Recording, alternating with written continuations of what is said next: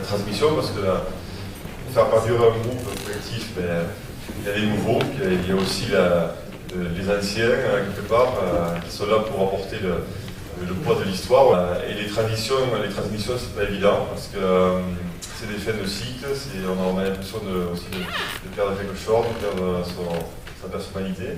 Mais je crois qu'il y a de la place pour tout le monde, et tout le monde, il y a besoin de beaucoup de bénévoles.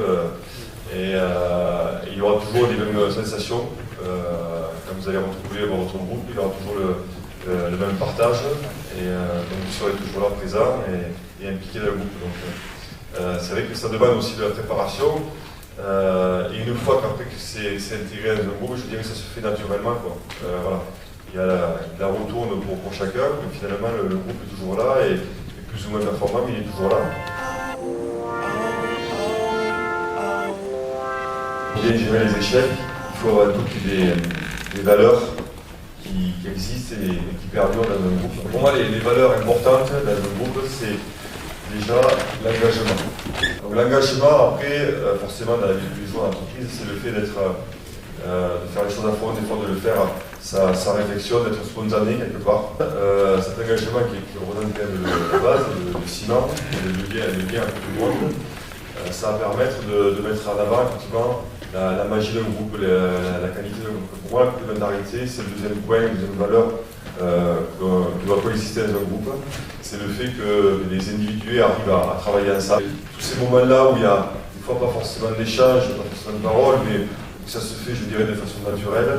Ça, on peut le retrouver, mais forcément, c'est lié à l'engagement, parce que si on n'avait pas la conviction, ça ne va pas marcher, quoi. Donc ça, c'est ces deux valeurs, engagement et complémentarité, c'est la base. Il faut retrouver un côté ludique, quand ça ne va pas.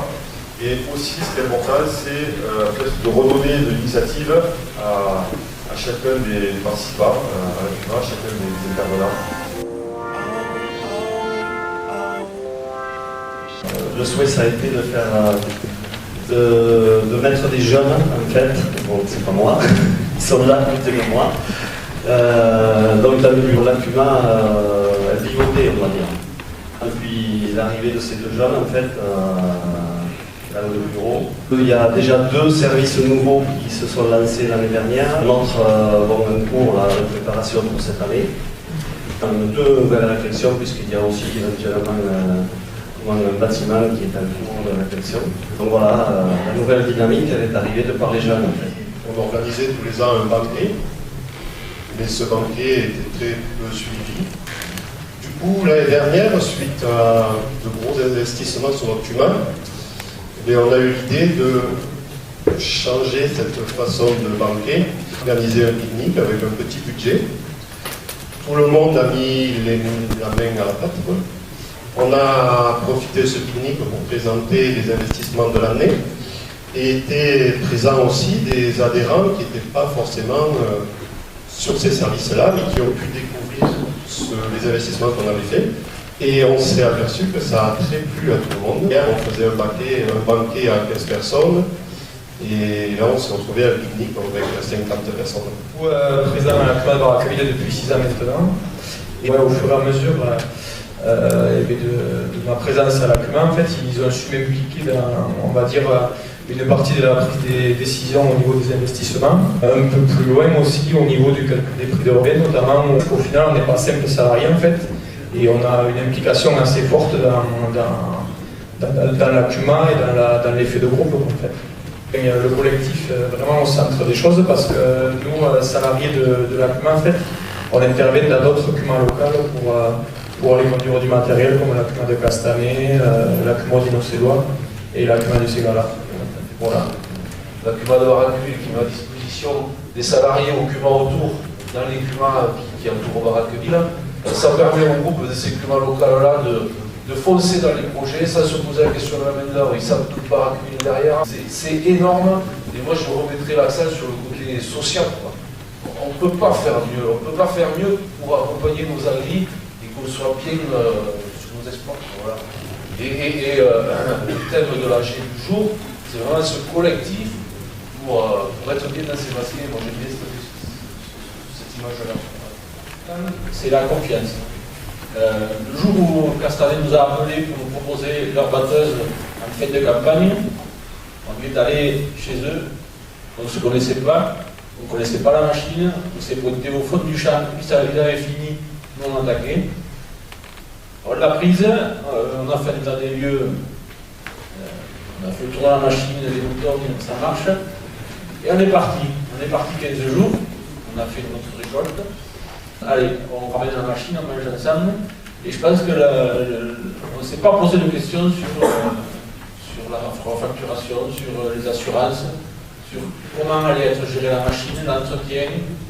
Ils nous ont fait confiance, on leur a fait confiance, maintenant ça fait 3 ans, et on en parle un peu, on sait qu'au 20 juillet, au fin juillet, on aura la machine, et on la ramènera dans l'état où elle était. Bonjour à tous. Donc l'initiative, ça a été de finaliser l'achat du tracteur. Et pour ce fait, nous avions fait, on va dire, un essai avec un an de location avant pour mettre en place le groupe, faire le fonctionnement. Et nous avons pu concrétiser ce projet, non pas avec le tracteur que nous avons loué, mais avec un autre. Voilà, de puissance plus élevée. Voilà, ce projet-là a permis de conforter plusieurs installations. Après, c'est une CUMA qui est quand même modeste au niveau du nombre d'adhérents. Voilà. On est 2 CUMA sur Pradinac. Alors c'était les mettre ensemble parce qu'on est de moins en moins nombreux sur les 2 CUMA. Et chacun avait une sileuse de l'autre côté. On s'aidait mutuellement en cas de coup dur.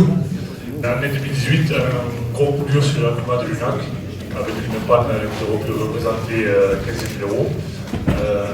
Donc c'est présenté le choix pour renouveler les sileuse. Sur notre port au CUMA, on n'était pas assez nombreux.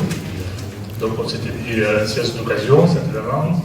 Et puis il y en a qui ont fait émerger l'idée d'ouvrir aux CUMA voisines, notamment les Mazières, avec qui on s'entraidait, des adhérents aussi voisins. Chemin faisant, les idées ont progressé, puisqu'on avait 2 systèmes, un service complet à la CUMA du Lac et un service fait par les adhérents à la CUMA des Mazières, donc 2 façons de travail différentes, 2 philosophies différentes, et il a fallu créer un groupe. Voilà, donc le groupe est né pour notre première campagne en 2019. Le chantier s'est très bien passé, la météo a bien aidé, et voilà, donc tous les adhérents ont été contents.